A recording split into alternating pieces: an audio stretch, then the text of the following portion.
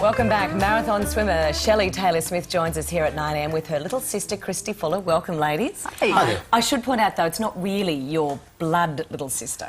Well, we've been together for years now, and it's not my blood sister, but we like to think that we are. Tell me about the Little Sister program. Well, it's part of Life Changing Experiences Foundation, and the Sister to Sister mentoring program is providing an ongoing mentoring program and a network for girls at risk, for young girls at risk. And so that means they've either had a trauma, they've been deserted by their family, abandoned, had some kind of abuse, or they might be destitute. So it's about helping those out and really giving them a future. And in your case, Christy, if I may ask, what awful experiences did you go through? Well, my dad got really sick when I was 12. He had to have a liver transplant, and I was also sexually abused when I was 12 as well. All in the same year? Yeah. And how did you cope with that? Not very well, actually. So when I found out about this course, it really helped. I bet. What age did you find out about the course? I was 16. Right. So you've been together with Shelley for... Ever since I met her at the course. So for a year or two? Yeah.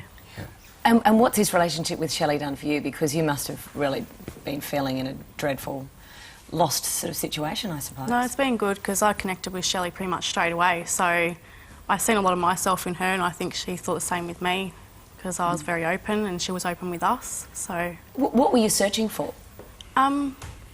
Just a way to get over things, to move on, to know that there was something to look forward to. And what did she do? And is continuing to do, I should say. Oh, she's always there. I know she's always there. I can always email her anytime. I can call her. I've got Jessica. Got everyone in the group. Yeah. It's a great foundation, and the program is so good because the girls have been through similar experiences. And so how I got involved was really, there's a lot of charities out there, but I really felt like I felt connected with women, and I wanted to help girls, nurture them. You know, I hadn't had a great background myself in a few instances in my life, and the girls could connect with that, and they thought, hang on a minute, here's this world champion who didn't have a good start herself, and she was able to get back up and fight back. And look what she's done with her life. So they connected with me in that sense, and it wasn't about the gold medals or nothing about my achievement. It was just I'm an ordinary Aussie girl who's had a few battles, and that's where we connected at the grassroots level, and that's what the program is so successful in. Can I just talk about your battles? You had sort of partial paralysis when you were young.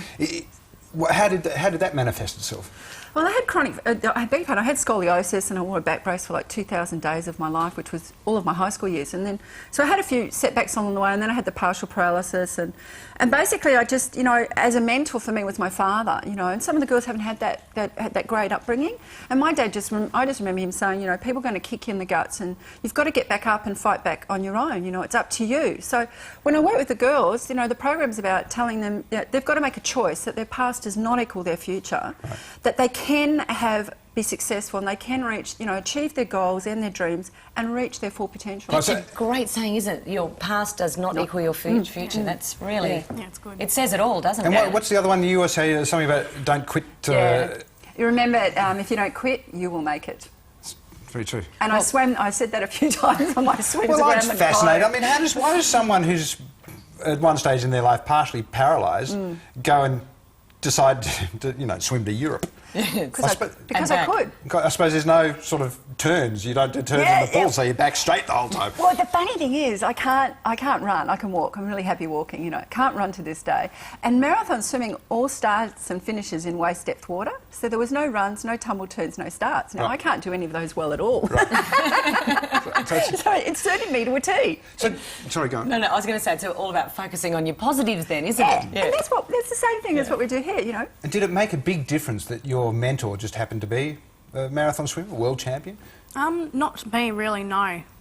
It didn't. You mentioned earlier you also turned to Jessica. Who is Jessica? Jessica's the leader of the foundation. She's founding member of the Life Changing Experiences Foundation, which the Sister to Sister program is one of the programs that she does. Right, so there are a bunch of mentors. Yeah, we have 5 team leaders and 8 big sisters.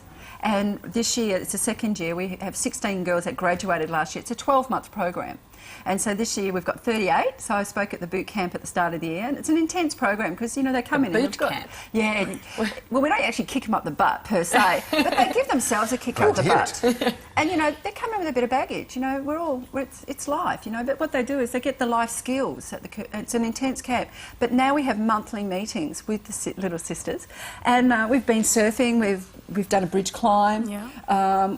Ken Doan's going to do art work with them and bring out their self-esteem through art therapy. Right. So it's really exciting, the monthly programs, and then they'll graduate. And Christy, you feel as though you've totally moved on, or are there still nightmares that you have to deal with? There's still a lot of hurdles to get over. You don't get over it straight away. But I know I've always got support from my family too. It's helped my family think I'm a better person. Right.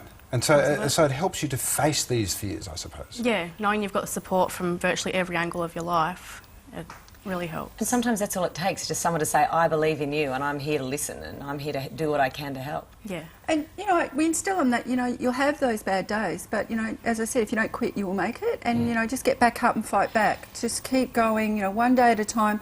Don't, you know, set your goals not so much out of reach, but not out of sight. So let's just set some small stepping stones along the way. Because you actually had a pretty scary health scare. Yeah, another one. A little while ago. Tell us about the most recent one, I guess. Well, for me, it was just like, I've just had a life, you know. I've had some setbacks like everybody, you know, but... Not everyone swims to Europe, though. Oh, Yes. yeah, I know, yeah. I And just didn't know when to stop. Especially not... It's cheaper. well, especially not after being diagnosed with chronic fatigue and being told by the doctor you're going to die if you did it again. I think sometimes I look back and I think maybe that was just their way of telling me, hey, Shell, have a reality check. You know, and I really did. 6 months to live, and I remember just going home and looking in the mirror, and we've talked about this, and just saying, look, you're full of it, you know. You're a hypocrite, you don't rest, you don't recover, you know. It was like, how many more world titles do you have to win, Shelley, to know you're good enough? We talk about self-belief and self-worth. So I got back up, and, 6 months later, I defied the odds. I won Manhattan. I said, this is as good as it gets. So your particular problem was the parasites and giardia. Yeah. And like, look, I can totally relate. It's living within. I mean, I cannot go to the toilet conveniently or in a controlled manner. How do you get over that? David. Well, I never had a toilet out there. It was just one big toilet. Right. I'm never swimming again. Never. You always Never, wanna- Shelley. See, that's where it goes. They don't tell you those things, do Thank they? you so much for joining us this morning. It's been terrific, and all the best. Thank All you the very best to much. you. Lovely to meet you. Thanks. Next, after this, the latest headlines from the 10 News Centre.